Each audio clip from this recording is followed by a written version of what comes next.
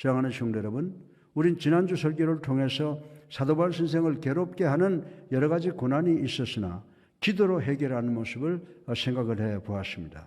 더 나아가서 사도 바울 선생은 오늘의 본문을 통해서 이 고난을 긍정적 시각으로 바꾸어 보라고 권면을 하고 있다고 하는 것입니다.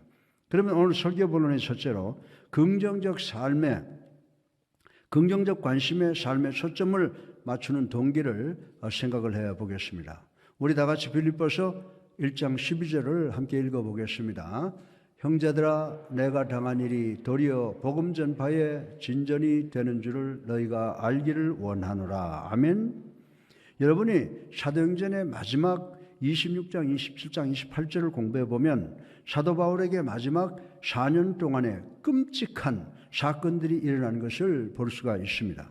바울 선생은 예루살렘에서 분노한 군중들에 의해서 이방인들을 성전으로 끌어들인다고 고소당했습니다. 죽임을 당할 뻔했습니다. 그리고 로마의 반란자로 취급을 받아서 고소를 당하였습니다. 유대인들은 감옥 안에 있는 사도 바울 선생을 암살하려고까지 시도를 했습니다. 그래서 사도 바울은 170명의 로마 군병의 호의를 받아 로마로 호송되었습니다. 그래서 감옥에 있는 사도 바울에 대하여 여러 가지 허위 사실이 날조되었습니다. 그리고 바울은 그 당시 정치, 종교, 사회적 시선에 초점이 된 유명인사였습니다. 그리고 그는 감옥에 2년이나 가 있었습니다. 드디어 바울은 로마 시민권의 소유자이므로 황제 시제에게 재판을 청구하여 로마로 압송되고 있었습니다. 그러나 지중해 한복판에 유라굴로라는 엄청난 무서운 폭풍을 만나게 됩니다. 그 폭풍은 2주간이나 지속이 되었습니다. 그 폭풍은 2주간이나 지속이 되었고 결국은 배는 견디다 못해서 파선을 당하고 맙니다. 그들은 천신만고 끝에 멜리델라 몰타라는 섬의 상륙에서 3개월을 지나게 됩니다. 그리고 로마에 도착해서 시제 재판을 기다리고 있었습니다. 사도 바울의 비전은 로마로 가서 콜로세움 원형극장에 수많은 관중들을 모아놓고 예수 그리스도의 복음을 전하는 것이었습니다. 그러나 그는 지금 체포되어서 재판을 기다리고 있는 형편이 되었습니다. 바울은 2년 동안 거의 완벽하게 사람들로부터 잊혀진 존재가 되었습니다. 우리가 사전을 보면 희생자, 빅텀이라고 하는 단어가 등장을 하는데 해석에는 다른 해석이 필요 없고 사도 바울 선생의 삶이 기록되어야 할 것이라고 저는 생각을 해보았습니다. 바울 선생은 나에게 일어난 사건을 보기 바란다. 이 사건은 복음 진보를 위한 것이다 라고 그 고난을 긍정적 시각으로 보고 있는 모습을 우리는 볼 수가 있습니다. 여기서 나타나 있는 진보라고 하는 단어는 밀림을 탐험하는 사람들 중에 정글에 가장 앞서가면서 나무를 잘라 길을 내므로 다른 사람들이 갈 수 있도록 길을 내는 활동을 의미합니다. 마찬가지로 사도 바울 선생은 로마에서 뒤따라오는 다른 사람들을 위해서 복음의 길을 닫고 여는 것을 의미하고 있는 것입니다. 바울 선생은 자기가 감옥에서 착고를 차고 있는 것에 2가지의 긍정적 결과를 말씀을 하고 있습니다. 먼저 로마의 감옥에 있는 간수들이 예수 그리스도에 관한 복음을 들을 수 있다는 것입니다. 빌립보서 1장 13절에 이러므로 나의 매임이 그리스도 안에서 모든 시대인과 시대 안과 그 밖의 모든 사람에게 나타났으니라고 했습니다. 이 당시 바울의 경우를 살펴보면 바울 선생이 감옥에 착고를 하고 갇혀있는 동안에 하루에 6시간씩마다 4교대가 있었다고 하는 것입니다. 그래서 바울 선생은 매일 4명의 간수를 만날 기회가 있었습니다. 사도 바울은 간수가 바뀔 때마다 자기를 지키는 간수로 보는 것이 아니고 복음 전파를 위해 자기에게 잡혀온 청중이라고 생각을 했다라고 하는 것입니다. 왜냐하면 처음에는 로마 간수들은 바울이 도망갈까 봐 무척 걱정을 했으나 시간이 가면서 간수들은 오히려 바울이 자기들의 곁을 떠날까를 걱정했기 때문입니다. 그 당시 바울 선생은 세상을 어떻게 하면 즐겁게 사는가? 고대 올림픽이 있던 그 시절인데 고대 올림픽이 어떤가를 말하지 아니하고 오직 예수 그리스도에 관해서 계속 말씀을 했다라고 하는 것입니다. 빌립보서 4장 22절에 보면 모든 성도들이 너희에게 문안하되 특히 가이사의 집 사람들 중에 몇이니라라고 했습니다. 쉽게 말해서 예수님에 관한 사도 바울 전도에 의해서 많은 간수들과 군병들, 더 나아가서는 시저의 가족까지도 전도가 되었다는 말씀을 우리는 여기서 발견할 수가 있는 것입니다. 시저가 복음을 들으러 집회 장소에 나올 일은 없을 것입니다. 그가 평민들과 어울리기는 너무나 고귀한 신분이었습니다. 그러나 시저가 사는 궁정에 있는 군병 가운데, 가족 가운데 한 사람이 복음을 시저에게 전했다고 볼 수가 있는 것입니다. 그리고 사도 바울이 감옥에 있음으로 얻어진 두 번째 긍정적 결과는 그리스도인들이 위로받고 격려를 받는다는 것입니다. 빌립보서 4장 14절을 보면 그러나 너희가 내 괴로움에 함께 참여하였으니 잘하였도다 라고 했습니다. 사도 바울이 시저 앞에 재판을 받게 되었다는 이유는 그 당시 가장 큰 핫 이슈였을 것이라고 생각을 할 수가 있습니다. 사도 바울이 받는 핍박은 그리스도인들이 모여서 자신들의 믿음을 논해볼 기회가 되었을 것입니다. 사도 바울의 용감함은 그리스도인들에게 자기들의 믿음이 커지게 되는 위로와 격려가 되었을 것이라고 생각할 수가 있습니다. 사랑하는 성도 여러분, 사도 바울 선생은 내가 이런 어려움과 고난을 당하는 것은 다른 사람이 아니라 나로 하여금 예수님이 누군가에 대하여 더 잘 알게 하시기 위함이다 라고 자신 있게 말하고 있는 모습을 오늘 본문을 통해서 볼 수가 있는 것입니다. 여러분 가운데도 여러분의 삶이 불완전한 육신에 착고를 차고 있는 분이 계시는지 모르겠습니다. 여러분 가운데 심장마비 때문에, 위암 때문에, 어떤 다른 병으로 인해서 대수술 때문에 휠체어에 앉아 계신 분이 계신지 모르겠습니다. 어쩌면 여러분의 몸이 기능을 제대로 못하고 있는 분이 계시는지 모르겠습니다.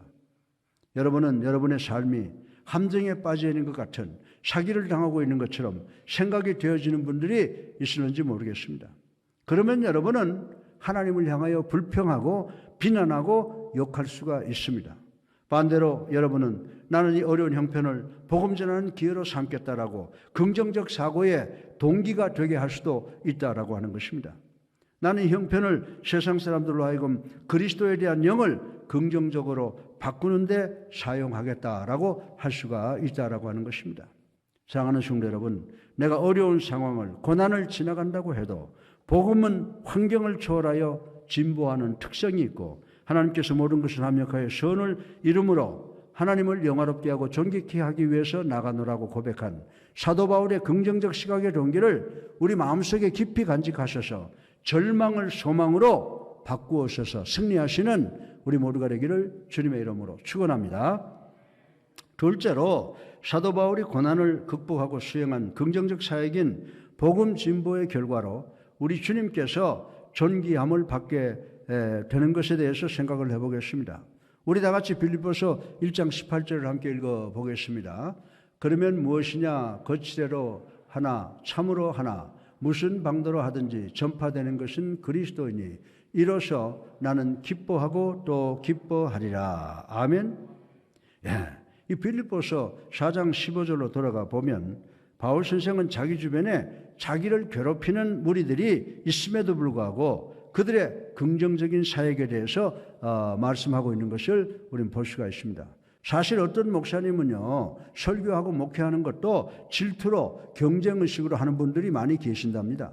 그러나 대부분의 선한 목회자들은 선한 의식을 갖고 그리고 뜻을 가지고 섬기고 있습니다. 바울 선생은 개인적 욕망을 다 포기하고 계속해서 어려움과 고통을 당하고 있습니다. 이런 바울은 누가 시기하거나 질투를 하겠습니까? 그러나 당시에 어떤 목회자들은 그리스도에 대한 사도 바울의 영향력을 시기하고 질투했다고 하는 것입니다.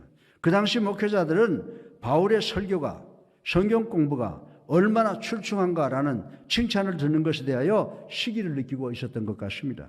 그래서 그들은 설교도 목회도 바울과 경쟁하려는 의도에서 하는 사람들이 주변에 생겨나게 되었다고 하는 것입니다. 그래서 그들은 사도 바울의 사역을 과소평가할 수 있는 것이 있다면 무엇이든지 다 했다는 것입니다. 사랑하는 성도 여러분, 우리가 살고 있는 이 세상에는 다른 사람들의 공적과 능력을 자신들의 수준으로 끌어내릴 수 있다면 자기들이 더 올라갈 수 있다고 생각하는 사람들이 우리 주변에 많이 있다라고 하는 것입니다. 여러분이 이 사회에서 이런 시선을 받고 살고 있다면 여러분도 이런 경향을 갖고 있습니다. 이런 이유 때문에 선한 사람들이 지도적 위치를 포기하고 또 선한 사람들이 자꾸 떠나가는 것을 보게 됩니다. 초대교회 당시에도 사도 바울을 무너뜨리지 않은 사람들이 많이 있었습니다. 그런데 이 사람들도 사도 바울보다 더 많은 사람을 전도하기 원하는 그리스도인이라고 하는 사람이었습니다. 빌립보서 1장 17절은 그들은 나의 매임에 괴로움을 더하게 할 줄로 생각하여 순수하지 못하게 다툼으로 그리스도를 전파하느니라. 이런 사람들이 있었다는 것입니다. 이 말씀을 보면 그 사람들은 사도 바울을 시기하고 질투하면서도 전도하게 되는 긍정적 목표를 갖고 있었다는 것을 우리는 알 수가 있습니다. 그래서 빌립보서 1장 18절을 보면 그러면 무엇이냐? 거칠애로 하나 참으로 하나 무슨 방도로 하든지 전파되는 것은 그리스도이니 이로써 나는 기뻐하고 또 기뻐하리라 라고 바울은 이야기를 하고 있습니다. 사랑하는 성도 여러분, 하나님께서는 불완전한 사람들을 통해서 당신의 말씀과 뜻을 전하십니다. 하나님의 백성들은 너나 할 것 없이 모두가 불완전합니다. 그러나 복음은 너무나 강하고 위대하기 때문에 불완전한 부패한 사람들을 통해서도 올바르게 전파된다고 성경은 우리에게 이야기를 하고 있습니다. 사도 바울은 부족한 사람들을 사랑과 은혜로 관리합니다. 여러분은 그 이유를 아십니까? 왜냐하면 바울의 이기적 사고가 하나님에 의해서 완벽하게 주장되고 있다는 것을 우리는 성경을 통해서 볼 수가 있는 것입니다. 바울의 최고의 관심은 예수 그리스도의 복음만 전해지면 되기 때문입니다. 바울은 감옥에 갇히고 사람들이 자신을 핍박하더라도 예수님께서 높임을 받으시면 그만이다라고 하는 것입니다. 이 이유 때문에 사도 바울은 예수 그리스도를 위해서 희생하는 것입니다. 자신을 핍박하는 사람들 가운데서도 긍정적인 초점을 맞추고 있는 모습을 우리는 볼 수가 있습니다. 오래전에 저는 팻 레일리라고 하는 뉴욕의 닉스 농구팀 감독이 하는 말을 들었습니다. 이 감독은 LA 레이커스를 누르고 2번씩이나 월드 챔피언에 올라가서 우승을 했습니다. 그런데 이 레일리 팻 감독은 자기 팀과 라이벌인 LA 레이커스의 매직 존스의 희생적인 모습을 아주 크게 칭찬을 했습니다. 매직 존스는 우리 그리스도인의 삶의 모델은 아닙니다. 그러나 농구계에서는 모델이 된 것 같습니다. 그러나 매직 존스는 자기의 시합 때마다 다른 동료들이 더 돋보이게 하기 위해서 자기가 슛을 할 수 있는 순간에도 동료 선수를 어시스트해 주기 위해서 최선을 다했다고 했습니다. 이렇게 하는 것을 통해서 자기가 얻은 점수는 줄어들어 다른 동료가 자기보다 먼저 MVP가 되게 되는 경우가 많았다고 하는 것입니다. 그리고 기뻐하는 자기 팀의 선수, 관계자, 팬들을 바라보는 매직 존스의 눈에서 감격의 눈물이 흘렀답니다. 왜 그렇습니까? 매직 존스는 자기 개인의 영광보다는 팀의 승리를 더 생각했기 때문이라고 말씀을 드릴 수가 있습니다. 팻 레일리 감독은 LA 레이커스가 2번씩이나 NBA에서 승리할 수 있었던 것은 팀의 승리를 위하여 자기를 희생한 헌신적 선수, 즉 매직 존스가 있었기 때문이다라고 뉴욕타임즈에 크게 칭찬해서 기사가 난 적이 있습니다. 사랑하는 성도 여러분, 여기서 내가 말씀드리고 싶은 포인트가 있습니다. 우리 인간들은 이렇게 보다 귀한 결과를 위해서 자기 자신을 희생할 수가 있는 것입니다. 그러나 우리 그리스도인들은 이보다 더 숭고한 근본을 위해서 희생할 수가 있습니다. 우리 그리스도인들의 희생은 동료나 다른 사람들을 위해서 하는 것이 아닙니다. 우리들의 희생을 통해서 복음, 즉 예수 그리스도께서 높임을 받고 존귀함을 받고 거룩하게 하기 위해서인 줄로 믿으시기를 주님의 이름으로 축원합니다. 사랑하는 성도 여러분, 우리 주변에 실망스러운 형편이 여러분을 괴롭히는 사람들 등등이 여러분을 실망하게 할 수가 없습니다. 그러나 그런 형편과 그런 사람을 통하여 복음 증거가 사랑에 기초할 때 예수님께서 존귀함을 받게 된다는 사실을 명심하시기를 바랍니다. 그리고 성도는 그리스도께서 전파되는 것을 위하여 여러분의 긍정적인 동기와 사역의 결과를 눈으로 볼 수 있을 것임을 믿는 여러분 되시기를 주님의 이름으로 축원합니다. 셋째로 마지막으로 긍정적 시각의 동기의 사역으로 우리는 미래에 하나님께서 영광을 받으심을 볼 수가 있음을 생각해 보겠습니다. 사도 바울은 불확실한 미래를 말하고 있습니다. 왜냐하면 바울은 긍정적 결말을 알고 있기 때문입니다. 우리 다 같이 빌립보서 1장 19절을 함께 읽어보겠습니다. 이것이 너희의 간구와 예수 그리스도의 성령의 도우심으로 나를 구원에 이르게 할 줄 아는 거로. 예, 아멘입니다. 예, 사도 바울 선생은 로마에서 기대하지 않던 시련이 닥쳐올 것을 예상을 하고 있었다고 하는 것입니다. 마지막에 순교할 것도 예상을 했습니다. 그는 추록에서 다시 복음을 전하게 될 것을 기대하지 않았다고 하는 것입니다. 그 당시 로마 법정은 기독교에 대해서 알지 못했습니다. 그래서 바울의 미래는 예측할 수가 없었습니다. 빌립보서 1장 20절에 나의 간절한 기대와 소망을 따라 아무 일에든지 부끄러워하지 아니하고 지금도 전과 같이 온전히 담대하여 살든지 죽든지 내 몸에서 그리스도가 존귀하게 되려 하나니. 아멘. 예. 바울은 자기 자신도 하나의 인간에 지나지 않는다는 것을 알았다고 하는 것입니다. 그래서 바울은 나는 단순히 예수님을 부끄러우시지 않게 해드리기 위해서 기도하겠다. 내가 법정에 서게 되면 예수 그리스도의 복음에 대해서 용감하게 증언하겠다라고 하는 것을 결심했다고 하는 것입니다. 빌립보서 1장 21절에 우리가 대단히 잘 알고 있는 말씀이 기록되어 있습니다. 이는 내게 사는 것이 그리스도니 죽는 것도 유익함이라. 아멘? 아멘이죠? 예, 여러분을 이 말씀에 적용시켜보면 어떻게 대답하겠습니까? 나는 돈 때문에 삽니다. 그러나 여러분 죽으면 다 놓고 가는 줄로 믿으시기 바랍니다. 나는 가족을 위해서 삽니다. 그러나 죽으면 다 가족들 죽으면 외롭게 산다는 것입니다. 나는 쾌락을 위해서 삽니다. 그러나 죽으면 그 쾌락도 다 사라진다는 것입니다. 나는 파워 아니면 영향력을 위해서 삽니다. 그러나 죽으면 우리 다 무기력해진다라고 하는 것입니다. 그러나 사도 바울 선생은 내가 사는 원인은 한 가지다라고 하는 거예요. 그것은 뭐냐? 그것은 바로 그리스도의 복음을 전하는 것이다. 그리고 내가 죽으면 그리스도와 함께 살게 되는 것이다 라고 하는 것입니다. 이것이 바로 우리가 잘 아는 윈윈, 상생의 원리라고 하는 것입니다. 바울은 절대로 패배할 수가 없습니다. 빌립보서 1장 22절로 23절에 보면요. 그러나 만일 육신으로 사는 것이 내 일의 열매일진데 무엇을 택하여야 하는지 나는 알지 못하노라. 내가 그 둘 사이에 끼어 있으니 차라리 세상을 떠나서 그리스도와 함께 있는 것이 훨씬 더 좋은 일이라 그렇게 하고 싶으나. 아멘. 네.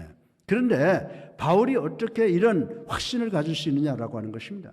여러분들 고린도후서 12장에 보면 하나님께서 사도 바울에게 환상으로 하늘나라가 어떤 것인가를 보여주셨기 때문인 것입니다. 여러분이 직장과 사업 그리고 자녀들의 문제, 여러분의 미래가 불확실한지 모르겠습니다. 여러분이 수술을 앞두고 있는지 모르겠습니다. 여러분이 임종을 앞두고 있는지 모르겠습니다. 아니면 여러분의 연세가 아주 많은지 모르겠습니다. 여러분이 현재의 삶이 죽을 것 같아서 죽음에 대해서 두려워한다면 여러분은 대단히 중요한 영적 두 가지 도를 기억해야 한다고 하는 것입니다. 먼저 여러분이 여러분의 삶을 위해서 무엇을 견디든지 예수 그리스도께서 여러분에게 끝까지 견딜 수 있는 능력을 주시겠다고 약속하신 것을 기억해야 되는 줄로 믿으시기 바랍니다. 고린도전서 10장 13절을 보면요. 사람이 감당할 시험 밖에는 너희가 당할 것이 없나니 오직 하나님은 미쁘사 너희가 감당하지 못할 시험당함을 허락지 아니하시고 시험당할 쯤에 또한 피할 길을 내사 너희로 능히 감당하게 하시느니라. 아멘. 아멘이죠. 여러분이 어떤 것을 견뎌야 해도 우리 주님께서 견딜 수 있는 힘의 근원을 주시는 줄로 믿으시기 바랍니다. 주님께서 여러분과 함께 하시는 줄로 믿으시기 바랍니다. 그리고 죽음 반대편에 밖에 예수 그리스도께서 서 계십니다. 여러분이 죽음의 문을 여는 순간 예수님을 얼굴과 얼굴을 맞대고 보게 될 것입니다. 고린도후서 5장 1절에 보면요. 만일 땅에 있는 우리의 장막집이 무너지면 하나님께서 지으신 집 곧 손으로 지은 것이 아니요 하늘에 있는 영원한 집이 우리에게 있는 줄 아느니라. 아멘. 감사하죠? 네. 우리의 몸이 죽고 영원히 빠져나가는 순간 우리는 누구와 함께 한다고요? 우린 주님과 함께 하게 되는 줄로 믿으시기 바랍니다. 이 세상에는 구천이라는 것, 연옥이라는 것이 없습니다. 우리가 죽는 순간에 우리의 영은 주님과 함께 하게 되는 줄로 믿으시기 바랍니다. 스데반이 돌에 맞아 죽게 될 때 하늘문이 열리고 주님을 보았습니다.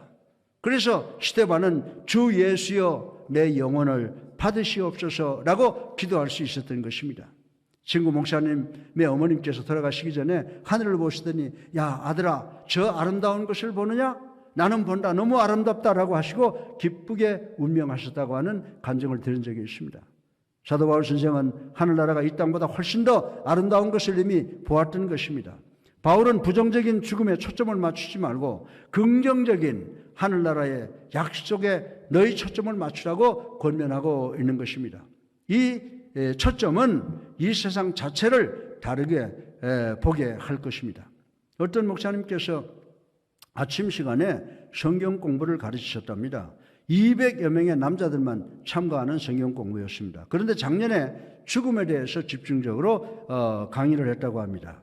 그래서 이 목사님께서 70세가 넘은 할아버지들에게 여러분은 나이가 들면서 죽음을 더 두렵게 생각합니까? 덜 두렵게 생각합니까? 라고 질문을 했다고 합니다. 대부분의 할아버지들이 우리는요 나이가 먹을수록 죽음을 덜 두렵게 생각합니다 라고 하더라는 것입니다.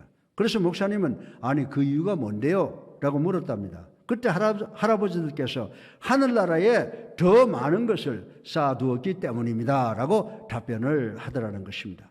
사랑하는 성도 여러분, 우리 교회 성도들 가운데도 연세가 많은 분들이 잘 웃고 즐겁게 편하게 삽니다. 그 이유는 우리가 죽으면 주님께 가고 우리가 죽는 것이 더 유익하다고 배웠기 때문인 줄로 믿으시기 바랍니다. 이 얼마나 긍정적 자세입니까? 어느 곳에 어린 소년이 내일 아버지와 같이 계곡 낚시를 가기로 해서 흥분해서 밤잠을 못 자고 뜬 눈으로 세웠는데 아침이 되니 폭우가 쏟아지기 시작을 했습니다. 그래서 아버지는 그 낚시 가는 것을 취소하고 말았습니다. 그때 이 소년은 왜 하필이면 오늘 비가 오는 거야? 나중에 와도 되는 거 아니야? 아니 어제 왔으면 더 좋잖아 라고 불평불만을 하고 야단이었습니다. 그래서 이 아버지는 아들에게 하나님께서는 비를 통해서 꽃도 피게 하고 농사도 지어서 우리의 생명을 연장하게 해주시고 그리고 우리에게 마실 물도 주신단다 라고 달랬습니다. 그러나 아들은 그래도 아니 하나님께서 비를 주시면 다른 날 비를 주실 수도 있잖아. 나는 오늘 낚시를 가려고 했는데 이게 뭐야 도대체 라고 불평을 했다고 하는 것입니다. 그런데 오후 3시쯤 되니까 비가 그치고 해가 반짝 났습니다. 그래서 이 부자는 재빠르게 준비해서 낚시를 갔습니다. 비가 와서 그런지 계곡에는 고기가 넘쳐나서 다른 날보다 더 많은 낚시를 했습니다. 그날 밤 어머니께서 낚시한 그 고기로 맛있는 요리를 풍성하게 준비를 했습니다. 온 가족이 식탁에 둘러앉았습니다. 아버지는 이 아들에게 감사 기도를 하라고 했습니다. 이 아들은 감사 기도를 간절히 했습니다. 그런데 기도의 마지막 부분에 이런 기도를 했습니다. 주님 오늘 오후에 제가 불평을 많이 했으면 용서해 주세요. 제가 앞을 볼 줄 몰라서 그랬습니다 라고 기도하더라는 것입니다. 사랑하는 성도 여러분, 오늘 제가 결론으로 말씀을 드리려고 합니다. 여러분이 여러분을 괴롭게 하는 불행한 형편, 질병과 직장과 사업의 문제로 그리고 사람들에 의해서 낭망하고 불확실한 미래에 의해서 바닥에 넘어져 계십니까? 그러면 여러분의 눈을 들어서 여러분이 당하는 고난을 긍정적으로 보시고 최선의 수행을 통하여 멀리 그리고 더 높이 보시는 여러분이 되시길 바랍니다. 보이지 않는 것에 미래에 여러분의 초점을 맞추겠습니까? 여러분이 사는 이유가 그리스도가 되게 하셨습니까? 여러분이 죽어도 그리스도를 위해서 죽으면 유익하다는 것을 이해하시겠습니까? 아멘. 여러분이 만약에 이런 삶의 긍정적 시각과 긍정적 삶의 반응에 초점을 맞추고 있으면 여러분의 내일은 주님과 함께 하시는 시온의 대로가 열리실 줄로 믿으시기를 주님의 이름으로 축원합니다. 여러분의 미래는 궁극적으로 하늘나라의 소망을 성취할 수 있게 됨을 믿는 우리 모두가 되시기를 주님의 이름으로 축원합니다.